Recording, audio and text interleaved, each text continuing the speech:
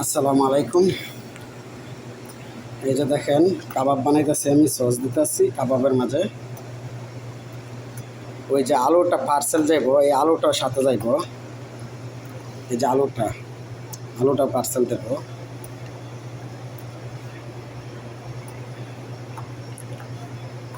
সসটা একটু বেশি দেওয়া লাগে, কেন নাইলে রুটিটা শুকনা তো শুকাই যায়। একটু সসটা বেশি দিলে খাইতে একটু ভালো লাগে।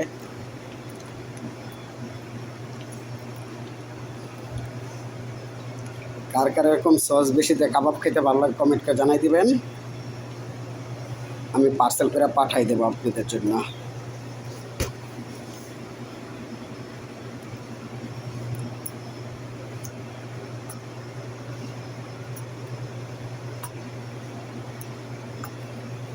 ভিডিওটা কেমন হয়েছে কমেন্টকে জানাই দিবেন। আর আমার ব্যবসার জন্য দোয়া করবেন। আমি সবার কাছে একটা যে আবদার করি, আমার ব্যবসার জন্য সবাই দোয়া করবেন, আমার ব্যবসাটার জন্য সবাই দোয়া করবেন। আপনাদের কাছে আমার একটি আবদার, ভিডিওটা একটু লং হইব, কেউ ধাক্কা দিবেন না, ভিডিওটা পুরাটা দেখবেন, পারলে শেয়ার করে দিবেন, না পারলে কিছু করার নেই, ঠিক আছে?